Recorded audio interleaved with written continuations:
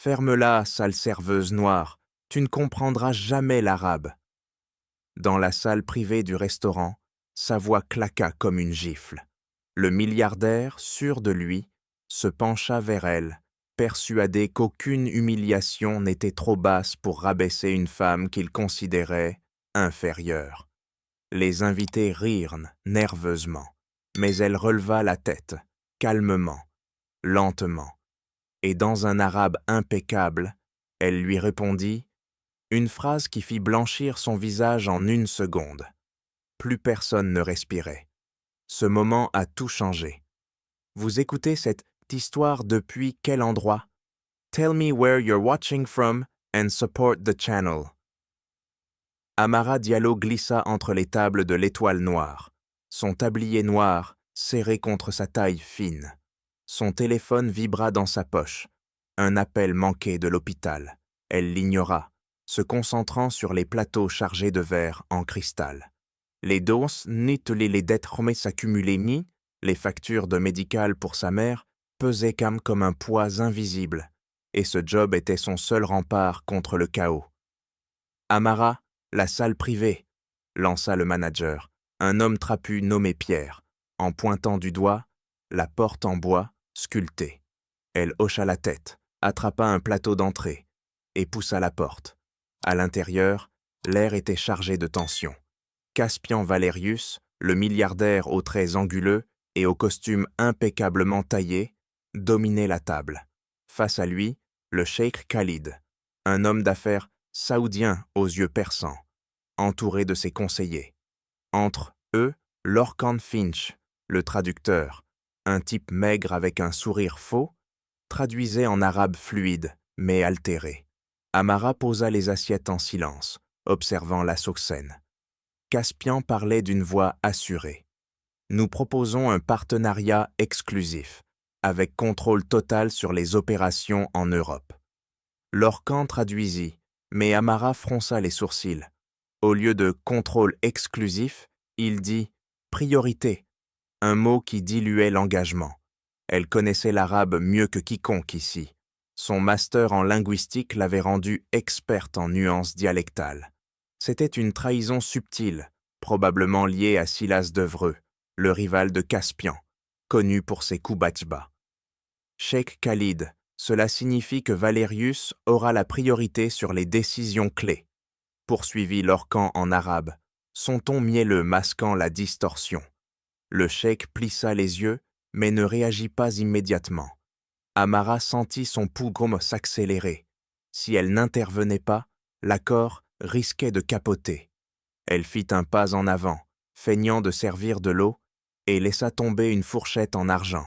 Le bruit résonna comme un coup de tonnerre dans la pièce silencieuse. Tous les regards se tournèrent vers elle. « Désolé, messieurs », murmura-t-elle en français, ramassant l'ustensile. Puis, en arabe parfait, elle ajouta « Mais permettez-moi de clarifier. Le terme correct est « contrôle exclusif », pas « priorité ». Cela change tout le sens de la proposition. Le cheikh Khalid arqua un sourcil, surpris. Lorcan blêmit, ses mains tremblant légèrement sur ses notes. Caspian, rouge de colère, se leva d'un bond. « Qui êtes-vous pour interrompre » aboya-t-il en français. Puis, passant à un arabe maladroit, appris lors de voyages d'affaires, il cracha. « Vous n'êtes qu'une serveuse stupide, taisez-vous » Amara se redressa, ses yeux noirs fixant les siens. Elle répondit en arabe fluide, son accent impeccable tranchant comme une lame. « Stupide, monsieur Valerius, votre arabe est aussi approximatif que votre jugement. Vous venez d'insulter quelqu'un qui maîtrise cette langue mieux que votre traducteur. Et pour information, stupide ne s'applique pas à moi, mais à quiconque ignore les nuances qui pourraient bien coûter des milliards. » La pièce se figea. Le cheikh Khalid étouffa un rire, ses conseillers échangeant des regards amusés. Lorcan bredouilla. « Ce n'est qu'une erreur mineure, cheikh, elle exagère. » « Exagérer » rétorqua Amara, toujours en arabe. « Votre traduction transforme un monopole en simple préférence. C'est de la manipulation pure. Demandez à votre employeur s'il accepte ça. Caspian, comprenant assez pour saisir l'humiliation, frappa la table. « Pierre !» hurla-t-il. Le manager surgit, paniqué. « Sortez-la d'ici, elle est virée !» Pierre attrapa le bras d'Amara. « Sanchez, qu'est-ce que vous avez fait? Dehors maintenant !» Elle se dégagea doucement, posant son plateau. « Comme vous voulez. Mais rappelez-vous, monsieur Valérius, l'arrogance coûte cher. » En arabe, elle ajouta pour le cheikh. « Prenez garde aux traductions déformées. Elles cachent souvent des agendas cachés. » Le cheikh hocha la tête, intrigué. « Intéressant. Qui est cette femme ?» Caspian ignora la question, fulminant. Amara quitta la salle, la tête haute, traversant le restaurant sous les regards curieux des clients. Dehors, l'air froid de Paris la frappa. Elle vérifia son téléphone. Un message de l'hôpital. Urgent. Appel pour mise à jour sur le traitement. Son cœur se serra. Sans job, comment payerait-elle? À l'intérieur, Caspian se rassit, essayant de reprendre le contrôle. Continuons, cheikh. Oublions cette interruption ridicule. Mais le cheikh secoua la tête. Votre traducteur, il a vraiment dit priorité? L'Orcan s'agita. Une nuance, rien de plus. Caspian lança un regard noir à l'Orcan. Expliquez-vous. Ce n'était rien, monsieur. Elle ment pour se venger. Le cheikh croisa les bras. Je préfère vérifier. Mon conseiller, relisez le contrat. La réunion vira au chaos subtil. Caspian sentit un doute s'insinuer. Avait-il sous-estimé cette serveuse? L'Orcan, sous pression, commit une autre erreur mineure dans sa traduction suivante, renforçant les soupçons. « Cheikh, assurons-nous que tout est clair, » dit Caspian en français, masquant son irritation. Le cheikh répondit en arabe. « Clair, votre équipe semble confuse, peut-être devrions-nous reporter. » L'Orcan traduisit maladroitement, omettant le ton sceptique. Caspian fronça les sourcils. Qu'a-t-il dit exactement? Il accepte de continuer, mentit l'Orcan. Mais le cheikh se leva. Nous en discuterons demain. J'ai besoin de certitude, pas d'erreur. La porte se ferma derrière lui. Caspian se tourna vers l'Orcan. Qu'est-ce qui s'est passé? Rien, monsieur. Cette serveuse a semé le doute inutilement. Caspian serra les dents. Pour la première fois, il douta de son traducteur. Et cette femme, son arabe était parfait. Avait-elle raison sur la manipulation? Dehors, Amara marcha vers le métro, l'humiliation bouillonnant en elle. Virée pour avoir dit la vérité, murmura-t-elle. Mais au fond, une étincelle de fierté, elle avait tenu tête à un milliardaire. Pourtant, la réalité la rattrapait. Sans salaire, les factures s'empileraient. Elle composa le numéro de Matteo, son seul allié. Amara composa le numéro de Matteo dès qu'elle sortit du métro, ses pas résonnant sur le trottoir humide de la rue. La nuit parisienne enveloppait tout d'une brume froide, mais elle ne sentait que la brûlure de l'humiliation récente. Le téléphone sonna 2 fois avant qu'il ne décroche. « Amara, tout va bien? Il est tard. » Sa voix était chaude, inquiète, comme toujours. Matteo, avec son accent provincial doux, représentait ce monde universitaire qu'elle avait laissé derrière, des débats passionnés sur la sémantique, des nuits blanches sur des textes anciens. Mais maintenant, c'était son seul lien avec une vie qui semblait si lointaine. « Non, pas vraiment, » répondit-elle, sa voix tremblant légèrement. « J'ai été virée ce soir pour avoir corrigé une traduction foireuse devant un client important. » Un silence suivit, puis un juron étouffé. « Virée, pour ça? Raconte-moi tout. » Elle s'appuya contre un mur, expliquant brièvement l'échange avec Caspian et l'Orcan, sans entrer dans les détails blessants. « Il m'a traité comme une idiote, Matteo, et j'ai riposté. Je ne pouvais pas laisser passer une erreur qui sabotait tout. Bon sang, Amara, c'est exactement ce que je t'ai toujours dit. Ton expertise est une arme.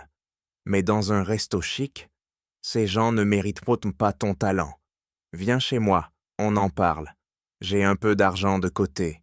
Je peux te prêter pour le loyer. » Elle secoua la tête, même s'il ne pouvait pas la voir. « Non, je refuse. Je ne veux pas de charité. J'ai déjà assez de dettes comme ça. »« Ce n'est pas de la charité, c'est de l'amitié, » insista-t-il. « On s'est soutenus pendant nos masters.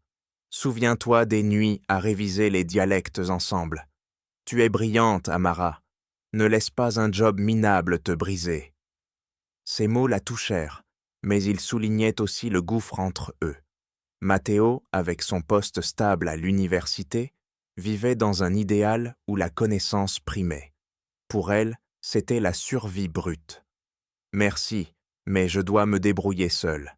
Sinon, je perds tout respect pour moi-même. »« D'accord, d'accord, » céda-t-il. « Mais promets-moi de m'appeler si ça empire. Tu n'es pas seul, ok ? » « Promis. Bonne nuit, Matteo. » Elle raccrocha, le cœur serré par cette solitude qu'il ne pouvait combler. Marchant vers l'hôpital, elle ignora les lumières clignotantes des vitrines, se focalisant sur la prochaine bataille.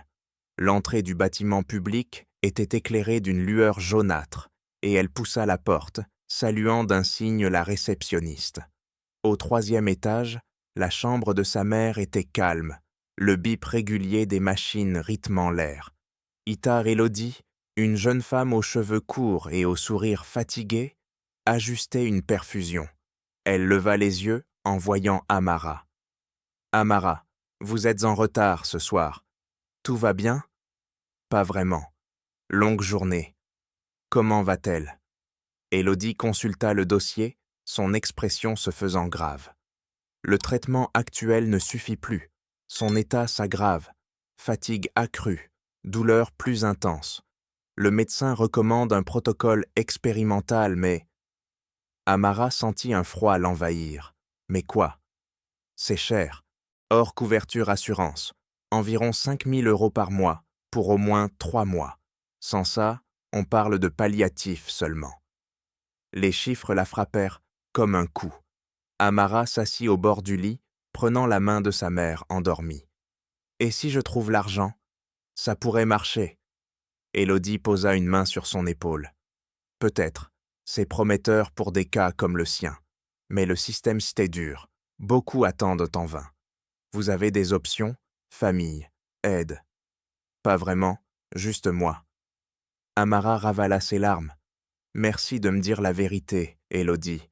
Vous êtes la seule qui ne tourne pas autour du pot ici. »« Je sais ce que c'est, » répondit Elodie doucement. « Ma sœur a traversé ça. Battez-vous, Amara. Elle a besoin de vous forte. » Amara hocha la tête, restant un moment à veiller. En sortant, les couloirs vides amplifiaient dans son désarroi. De retour chez elle, un studio exigu dans le 20e arrondissement, elle alluma son ordinateur portable usé. Les factures s'empilaient mailles sur la table. Loyer, électricité, et maintenant cette montagne médicale. Elle ouvrit un site d'emploi, tapant frénétiquement. Serveuse Paris. Des dizaines d'annonces défilèrent. Elle envoya 5 candidatures, adaptant son CV pour masquer le licenciement récent. Puis, plus ambitieusement, elle chercha « traductrice arabe freelance ». 3 postes, 1 pour une agence, 2 pour des entreprises. Expérience requise, 5 ans minimum, lut-elle sur le premier. Elle postula quand même, soulignant son master. Les réponses automatiques arrivèrent pente-vite. « Merci pour votre intérêt, mais nous cherchons un profil plus expérimenté. » La deuxième, « rejeté, qualifications insuffisantes. » La troisième ne répondit même pas. Amara frappa le bureau du poing. « Brillante, hein ?» murmura-t-elle, se rappelant les mots de Matteo. Mais dans ce monde, son diplôme valait des moins qu'un sourire forcé derrière un comptoir. Elle fouilla les réseaux sociaux, cherchant des contacts anciens. Un message à une ex-collègue. « Salut, tu sais s'il y a des ouvertures quelque part ?» Réponse rapide. « Désolé, Samara. Le marché était saturé. Bonne chance. » Le désespoir montait, un mélange de rage et d'impuissance. Elle pensa à Caspian, son arrogance, sa richesse. Si seulement ces gens voyaient au-delà des apparences. Mais non, elle était invisible pour eux. Pourtant, une rumeur circulait déjà dans les cercles d'affaires. Une serveuse avait défié Valerius en arabe parfait, semant le doute sur son deal. Amara l'ignorait, mais cela attirait l'attention de quelqu'un de puissant. Elle éteignit l'ordinateur, s'allongeant sur son lit étroit, déterminée à trouver une issue. Demain, elle recommencerait. Pas le choix. Caspian Valerius claqua la porte de son bureau au sommet de la tour Valerius, dominant les lumières scintillantes de Paris.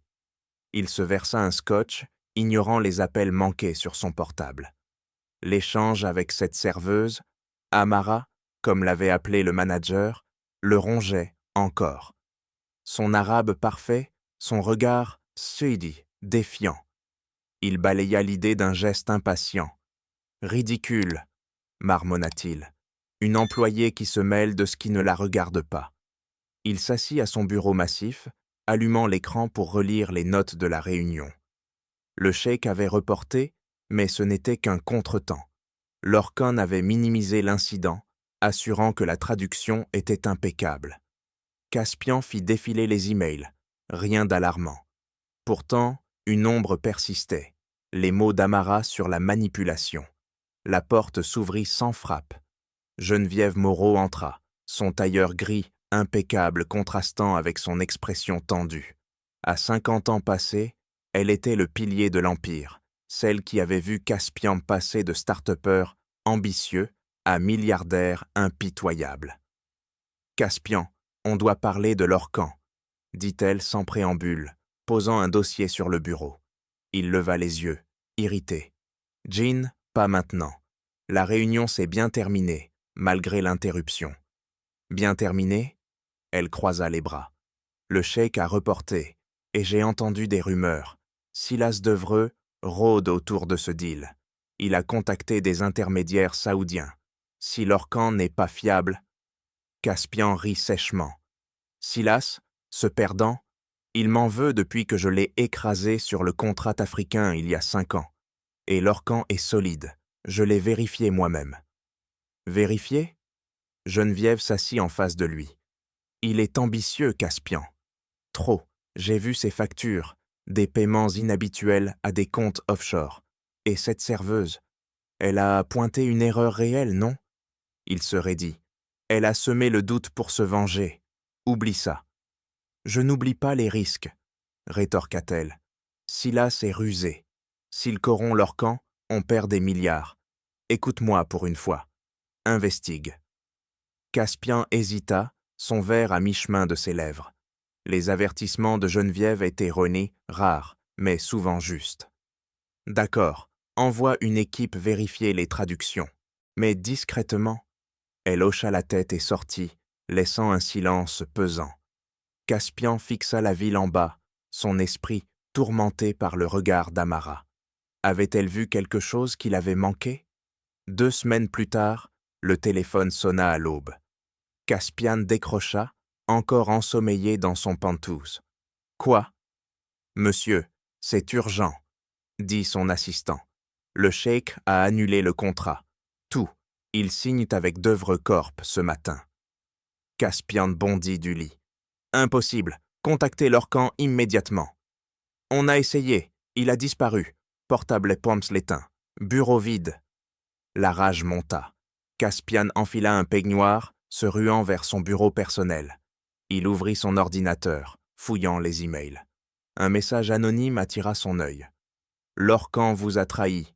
Preuve d'une jointe. » Il cliqua. Des captures d'écran, des virements de Silas à Lorcan, des conversations où le traducteur promettait de saboter les négociations en altérant les termes clés. « Priorité au lieu d'exclusivité, » murmura Caspian, se rappelant les mots d'Amara. C'était exact. Il appela Geneviève. « Gênes, c'est la catastrophe.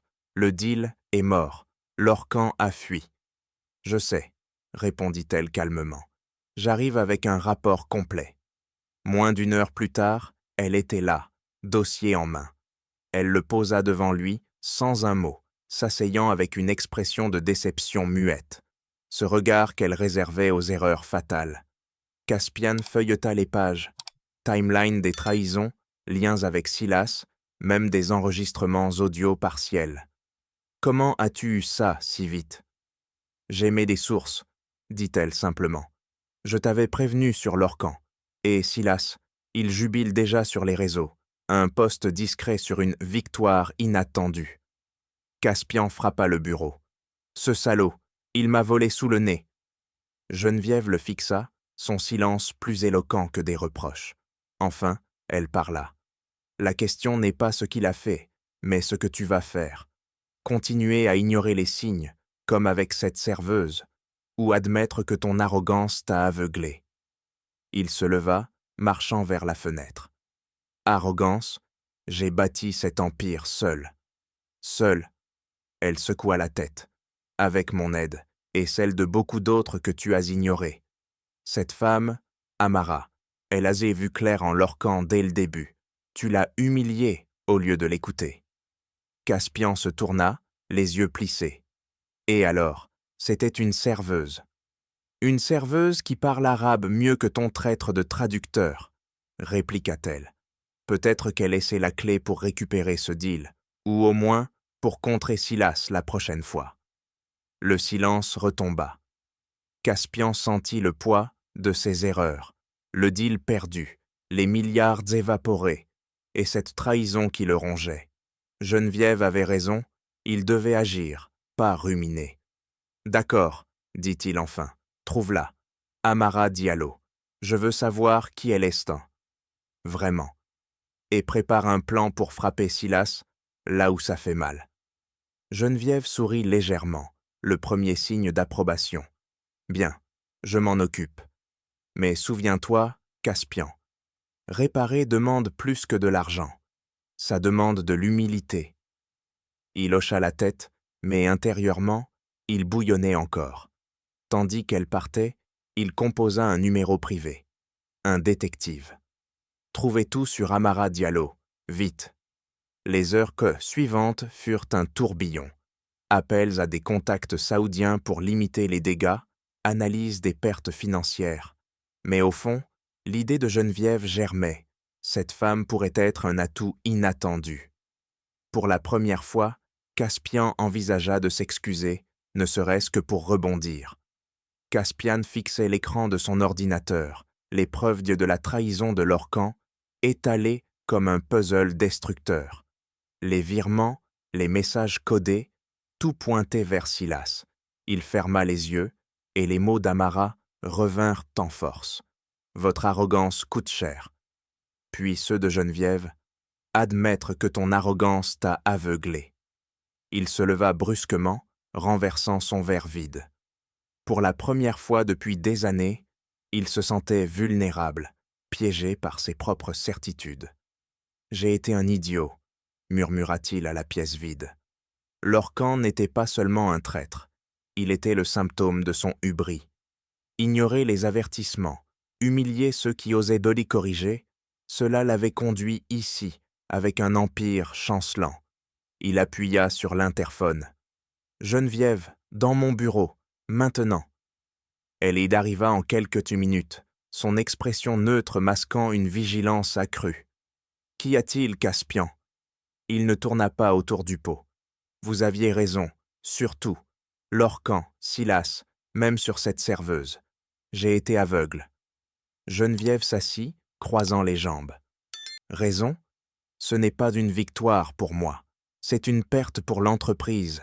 Des milliards partis en fumée parce que tu as préféré ton ego à la prudence. » Il s'appuya contre le bureau, les mains tremblant légèrement. « Je le sais. J'ai relu les traductions moi-même. Les altérations étaient mots subtils, mais cumulées, elles ont torpillé le deal. Et Amara, elle l'a vu en un instant. »« Oui, elle l'a vu, » confirma Geneviève. « Et toi, tu l'as chassée comme une intruse. Mais le passé est le passé. La question est, que fais-tu maintenant? Te venger de Silas ou réparer les dégâts? » Caspian secoua la tête. « La vengeance peut attendre.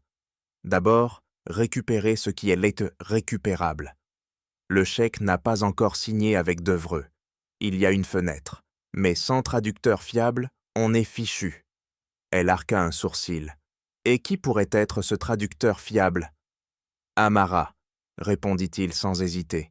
Son arabe était impeccable. Elle a démasqué l'Orcan sur place. Si on la recrute, elle pourrait nous donner l'avantage. Pas juste traduire, mais anticiper les pièges culturels.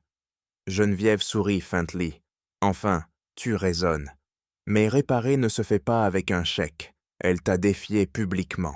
Elle ne viendra pas en rampant. Et Silas, il anticipera nos mouvements.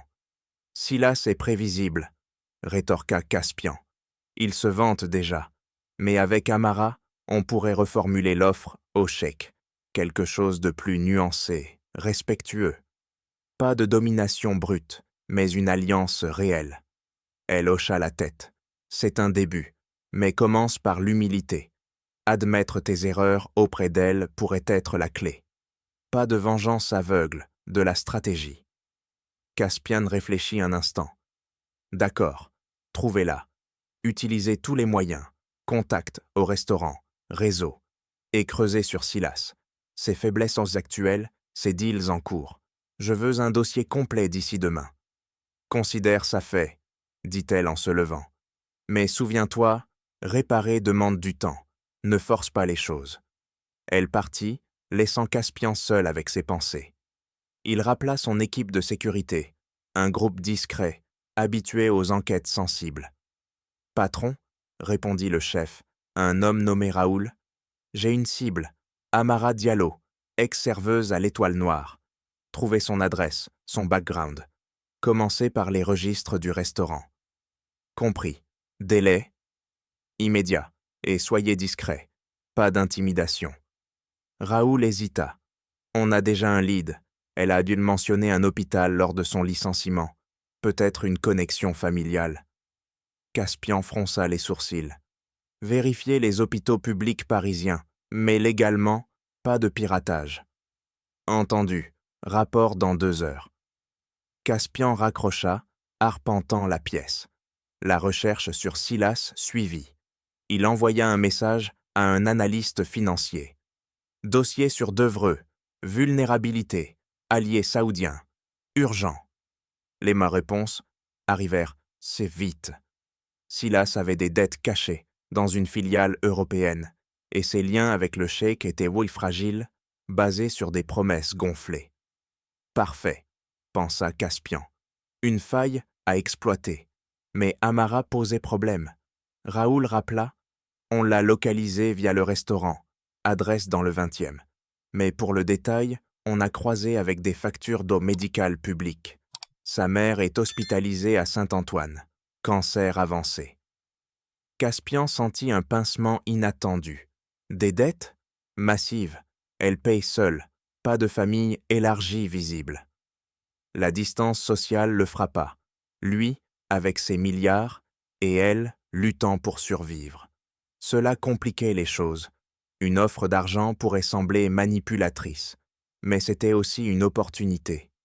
Bon travail, préparez une voiture pour demain matin. Je vais la rencontrer personnellement.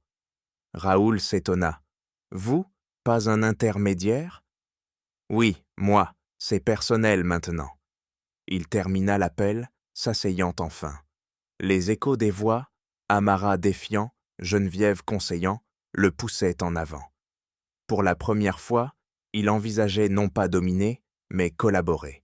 Mais convaincre Amara serait un défi. Il rédigea un mémo mental. S'excuser sincèrement. Offrir un rôle clé. Pas de pitié. La nuit avança et il contacta un contact saoudien discret. Le cheikh est ouvert à une contre-offre? Peut-être, répondit l'homme. Mais il doute de votre fiabilité après les erreurs de traduction. Prouvez que vous avez changé. Je le ferai, promit Caspian. Geneviève envoya un update. Dossier Silas prêt. Faiblesse, litige en cours. Utilise-les judicieusement. Et pour Amara, approche-la avec respect. Il répondit, compris. Demain, on passe à l'action. Allongé dans son lit immense, Caspian ne dormit pas. Les erreurs passées le hantaient mais une détermination nouvelle émergeait, transformer cette défaite en renaissance. Amara était la pièce manquante, il le sentait. Raoul gara la berline noire devant l'hôpital Saint-Antoine, le moteur ronronnant doucement sous la pluie matinale. Caspian descendit, ajustant son manteau contre l'humidité. « Attendez ici », ordonna-t-il au chauffeur. L'entrée du bâtiment public, avec ses murs défraîchis et son affluence anonyme, contrastait avec son univers de tours vitrées. Il poussa la porte, ignorant les regards curieux. À l'accueil, il montra une carte d'identité factice, un subterfuge pour éviter les questions. « Je cherche Amara Diallo. Visite familiale. » La réceptionniste vérifia son écran. « Chambre 312, 3e étage, mais les visites sont limitées. » Il prit l'ascenseur bondé, entouré de patients et de familles épuisées. Les odeurs d'antiseptiques et de fatigue humaine le frappèrent. Un monde qu'il évitait d'ordinaire. Raoul avait eu du mal à la localiser.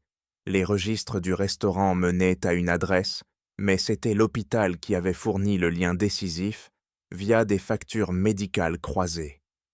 Des barrières partout, avait rapporté Raoul. Accès restreint pour les non-proches. Elle est invisible dans le système. Caspian sentit une pointe d'irritation. Comment une personne pouvait-elle être si difficile à traquer? Mais en montant, il réalisa, c'était le système même qui la rendait invisible, avec ses murs bureaucratiques protégeant les vulnérables des puissants comme lui. Une injustice qu'il n'avait jamais affrontée personnellement. Au 3e étage, il longea le couloir, entendant des murmures et des bips intermittents. Chambre 312. La porte était entrebâillée. Il hésita, puis entra. Amara était là, assise au chevet d'une femme frêle, branchée à des machines. Sa mère, sans doute. Elle balijustait une couverture, son visage marqué par l'épuisement. À côté, une infirmière, Ita Elodie d'après son badge, vérifiait un moniteur. Amara leva les yeux et son expression passa de la surprise à la méfiance. « Vous, ici, comment m'avez-vous trouvé ?» Caspian s'arrêta net, les mains levées, en signe de paix. « J'ai mes moyens, je dois vous parler, seul à seul. » Élodie intervint, protectrice. « Monsieur, les visites me sont pour la famille. Si vous dérangez, j'appelle la sécurité. » Amara posa une main sur son bras. « C'est bon, Élodie, je le connais. Laissez-nous. » L'infirmière hésita, jetant un regard suspicieux à Caspian. « D'accord, mais criez si besoin. » Elle sortit, fermant la porte derrière elle. Amara croisa les bras, se tenant droite malgré la fatigue. « Qu'est-ce que vous voulez, monsieur Valérius? Me virer une seconde fois? Ou m'humilier devant ma mère ?» Il secoua la tête, choisissant ses mots avec soin. « Non, je suis venu m'excuser, pour l'insulte, pour mon comportement. J'ai été arrogant, et vous aviez raison sur tout, la traduction, la manipulation. » Elle rit amèrement. « Raison? Et ça vous a pris combien de temps pour l'admettre? Votre deal a capoté, hein? L'Orcan vous a trahi, comme je l'ai dit. » Caspian s'approcha d'un pas, gardant une distance respectueuse. « Oui, le contrat est perdu. Silas Devreux l'a raflé. Et c'est ma faute. J'ai ignoré vos avertissements. Vous avez vu clair en lui dès le début. » Amara jeta un œil à sa mère, dont la respiration régulière soulignait l'urgence. « Et maintenant, vous voulez quoi? Ma pitié? » ?»« Non, » répondit-il fermement. « Votre expertise. Je vous offre un poste. Conseillère linguistique et culturelle pour mon équipe. Salaire. 200 000 € par an, plus bonus. Vous seriez ma voix pour les négociations saoudiennes. On pourrait récupérer le deal avec votre aide. » Elle écarquilla les yeux. « 200 000? Vous me prenez pour une idiote? C'est de la charité déguisée. » »« Pas de charité, » insista-t-il. « De la stratégie. Votre arabe est supérieur au mien, à celui de l'Orcan. Vous comprenez les nuances que j'ignore. Sans vous, je perds plus que des milliards. Je perds ma crédibilité. » Amara s'assit, frottant ses tempes. « Et pourquoi moi? il y a des dizaines de traducteurs pros. Parce que vous n'avez pas peur de me défier, admit-il. Vous l'avez prouvé ce soir-là. Geneviève, ma Kéo, pense pareil. Elle dit que vous êtes un atout rare, quelqu'un qui voit au-delà des mots. Elle regarda sa mère à nouveau, la machine bipant doucement. Élodie revint brièvement, apportant un verre d'eau. « Tout va bien » demanda-t-elle à Amara. « Oui, merci » répondit Amara. Élodie lança un regard perçant à Caspian avant de repartir. Le silence s'étira. Amara luttait intérieurement. L'offre était tentante, un moyen de payer les traitements, de sortir du gouffre. Mais accepter signifiait travailler pour l'homme qui l'avait rabaissé. « Et si je refuse » Caspian haussa les épaules. « Je trouverai quelqu'un d'autre, mais ce ne sera pas vous, et je sais que vous valez plus que ça. Pensez-y, pas juste de l'argent, mais une chance de prouver votre valeur sur une scène mondiale. » Elle se leva, le fixant. « Vous parlez comme si c'était facile. Vous m'avez traité comme une moins que rien. » « Je le regrette, » dit-il sincèrement. « Vraiment. Laissez-moi réparer. Prenez le temps, mais pas trop. Le cheikh attend une contre-offre d'ici 2 jours. » Amara hésita, son regard passant de lui à sa mère. L'image de la femme alitée, soutenue par Élodie plus tôt, renforça sa résolution. Refuser signifierait risquer tout, accepter, trahir une part d'elle-même. Pourtant, la survie primait. « D'accord, » murmura-t-elle enfin, « mais à mes conditions. Pas d'humiliation, et je suis partenaire, pas employé. » Caspian sourit légèrement. « Marché conclu. Rendez-vous demain à mon bureau pour les détails. » Il partit, laissant Amara seule avec ses doutes. Elle prit la main de sa mère. « Je le fais pour toi, » chuchota-t-elle. Mais au fond, un conflit rageait. Était-ce une victoire ou une capitulation? Amara sortit de l'hôpital, le vent froid giflant son visage alors qu'elle composait le numéro de Matteo. Ses pas étaient mécaniques, menant vers son studio, mais son esprit bouillonnait. L'offre de Caspian, 200 000 €, un rôle clé, résonnait comme une bouée dans la tempête, mais aussi comme une trahison potentielle. « Amara ?» répondit Matteo après une sonnerie. « Qu'est-ce qui se passe? Tu sembles tendue. » Elle inspira profondément, s'arrêtant sous un lampadaire. « J'ai vu Caspian Valerius aujourd'hui, à l'hôpital. Il s'est excusé pour l'insulte et m'a offert un job. Conseillère linguistique pour ses deals. Salaire énorme. » Un silence stupéfait suivit. Puis, explosion. « Quoi? Ce type t'a humilié devant tout le monde et maintenant il te recrute? Amara, c'est un piège.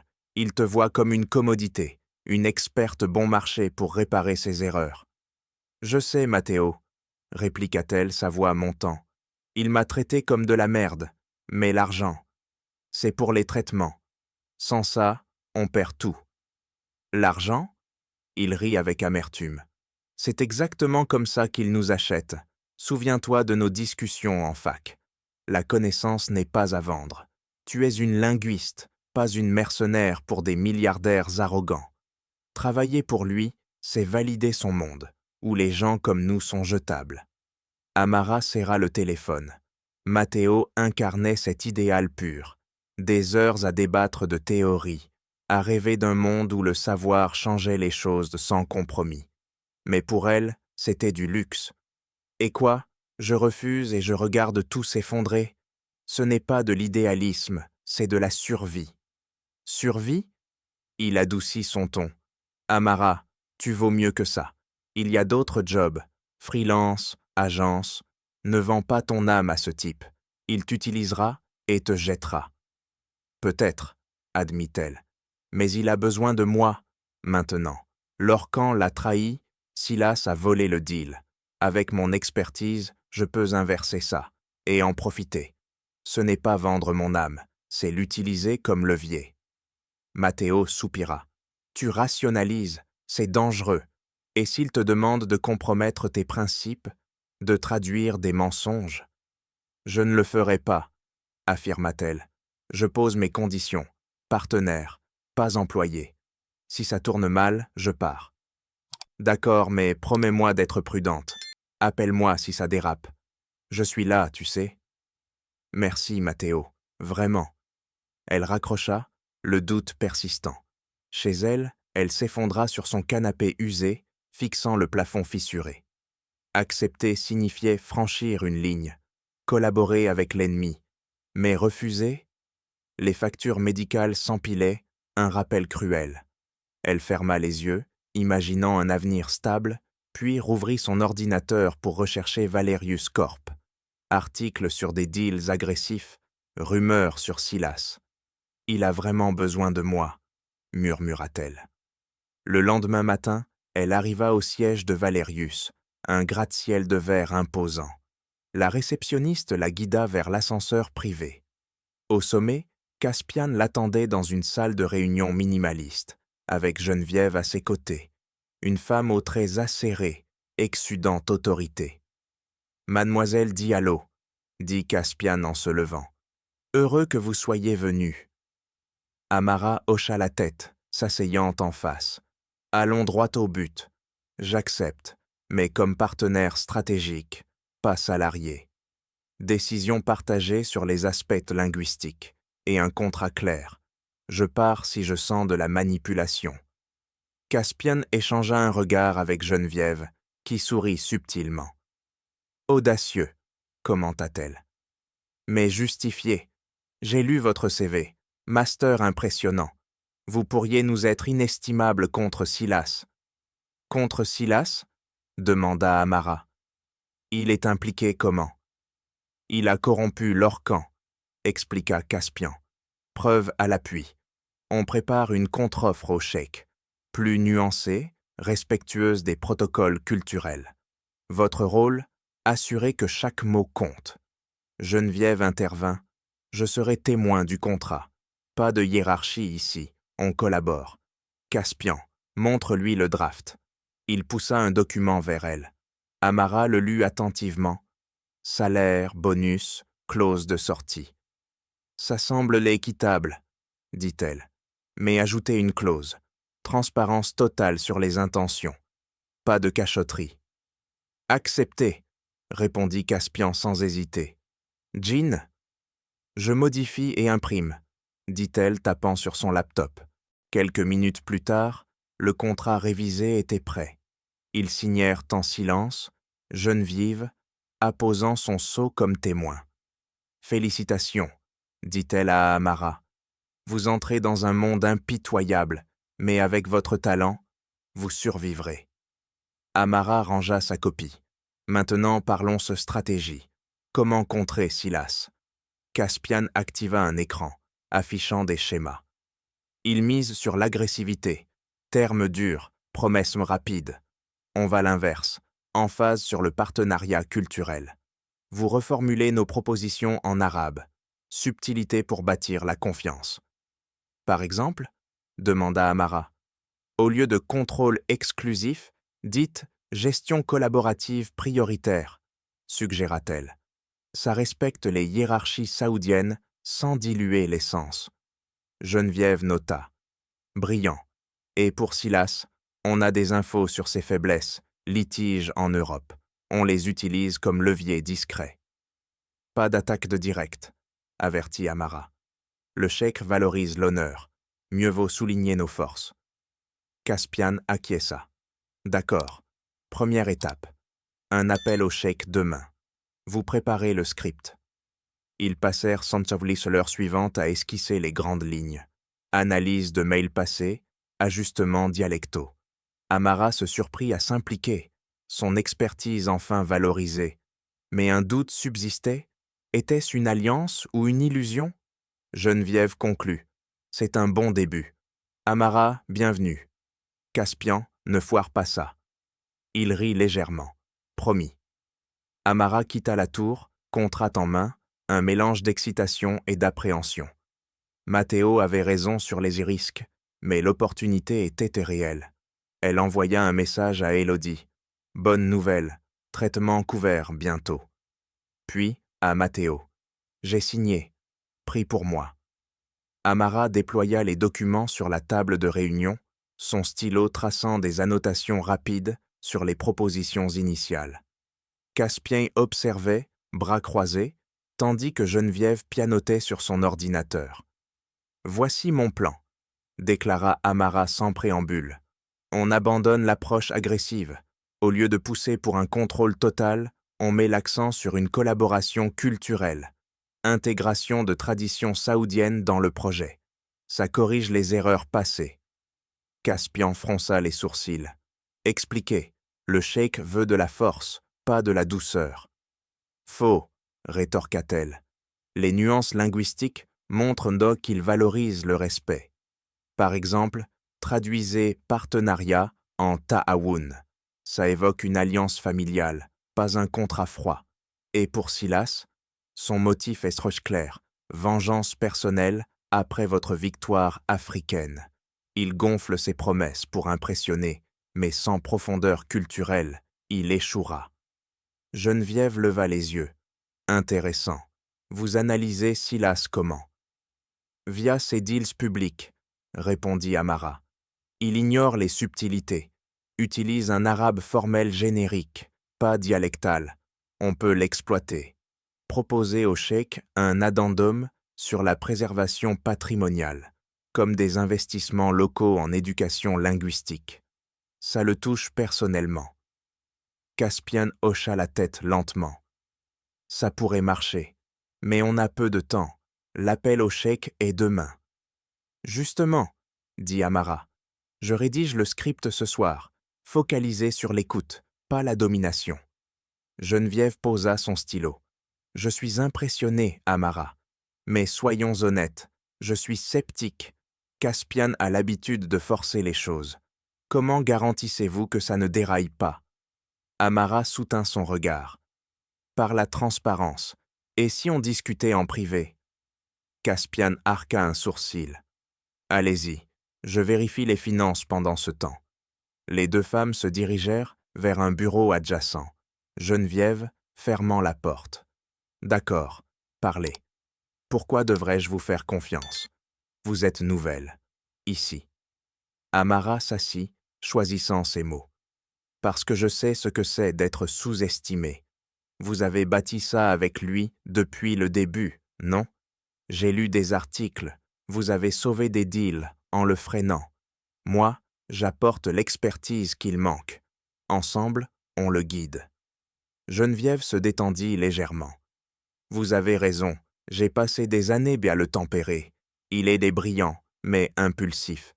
Une fois, sur un contrat asiatique, son arrogance a failli tout couler. J'ai dû intervenir en douce. Vous avez ce feu que j'avais à votre âge. Alors unissons-nous, proposa Amara. Je gère la culture, vous la stratégie globale. On le soutient, mais on le corrige si besoin. Une alliance discrète. Geneviève sourit franchement. Marché conclu. J'aime votre cran. Revenons avant qu'il ne s'impatiente. De retour dans la salle, Caspian leva les yeux de son écran. Tout bon?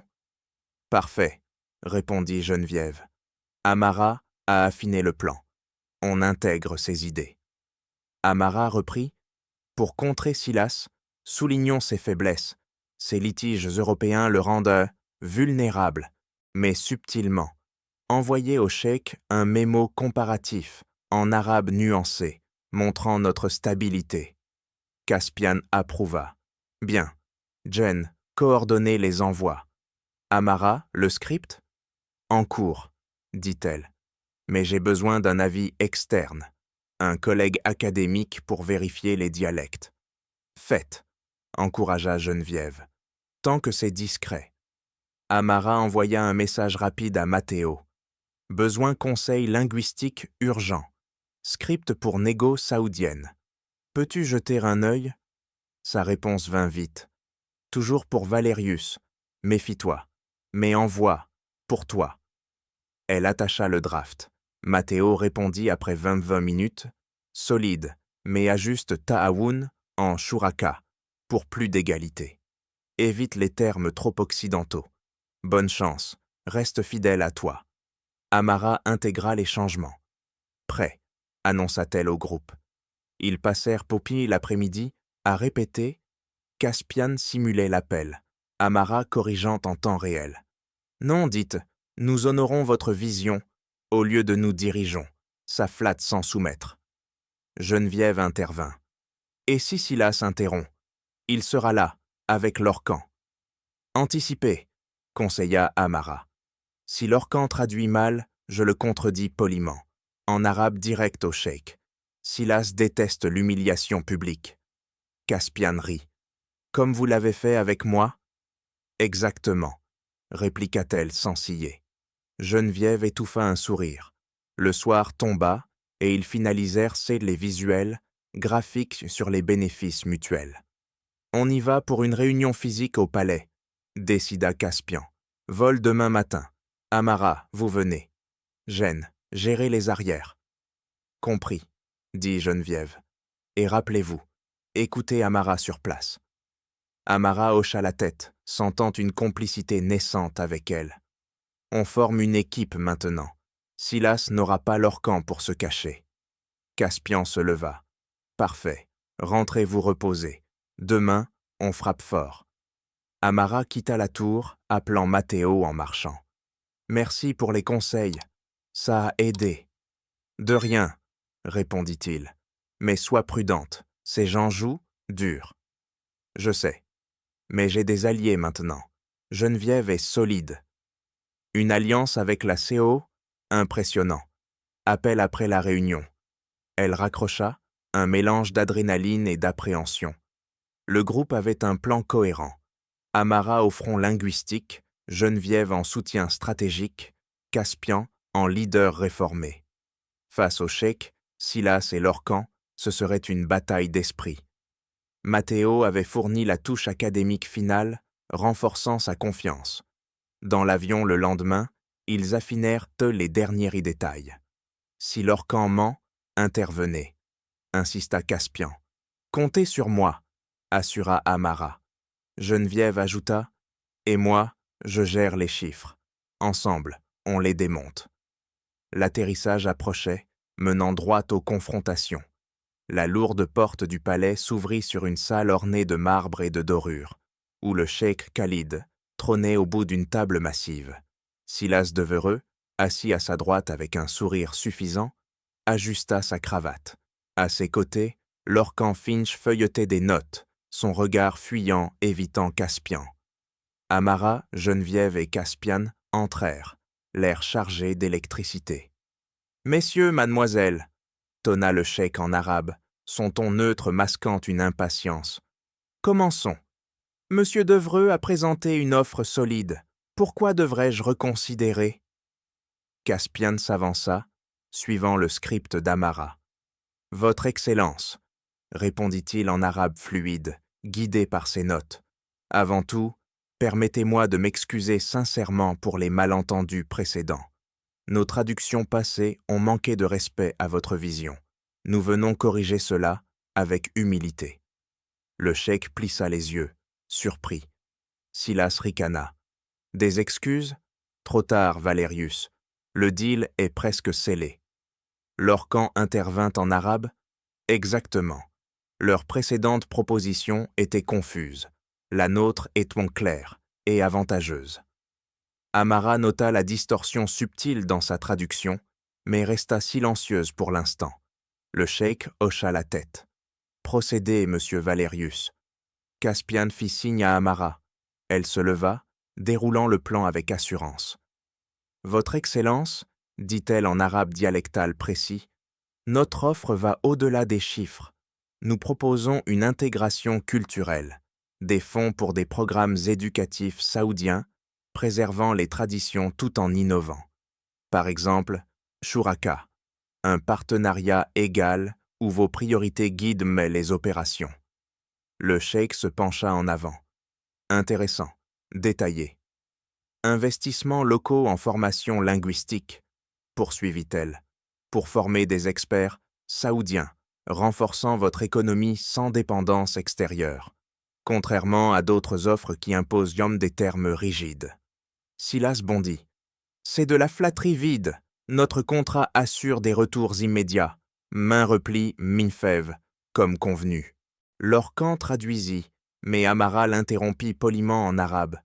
Pardonnez-moi, mais retour immédiat est traduit comme bénéfice forcé, ce qui implique une pression indue. Est-ce votre intention, monsieur Devreux? Le cheikh fronça les sourcils. Expliquez, mademoiselle Diallo.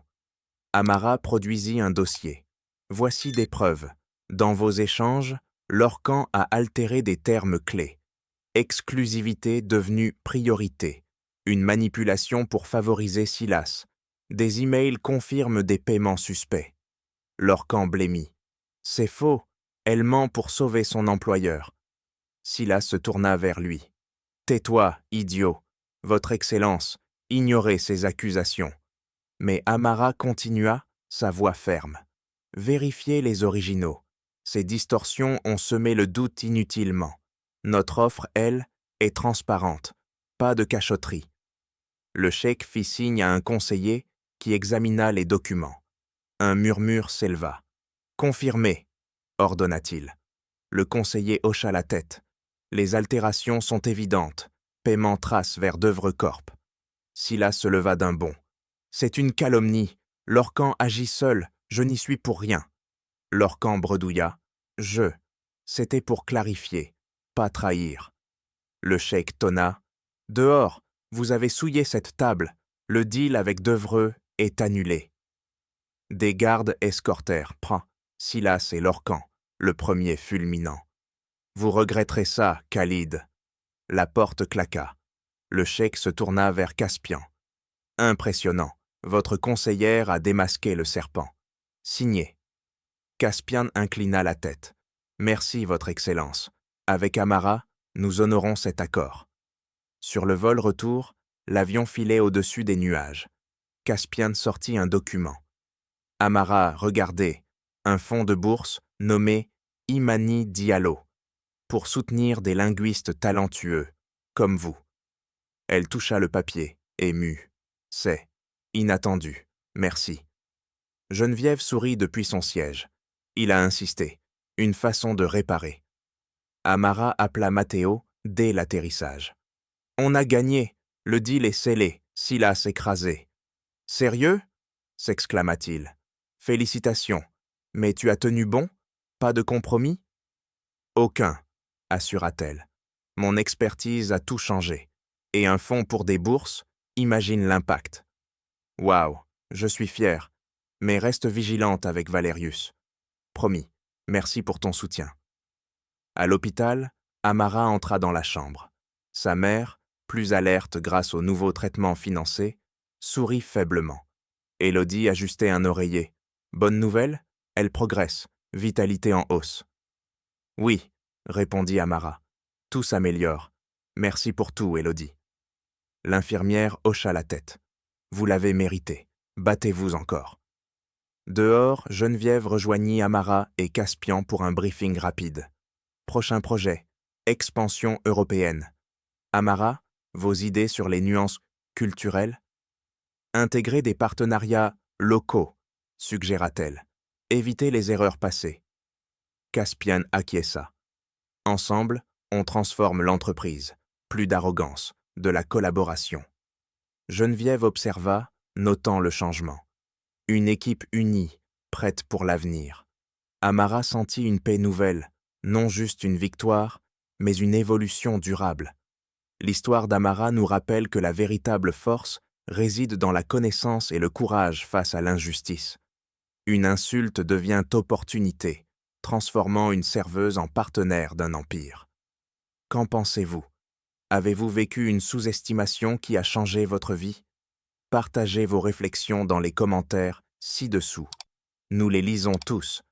Merci infiniment d'avoir suivi cette aventure inspirante. À bientôt pour d'autres récits de triomphe et de karma. Au revoir.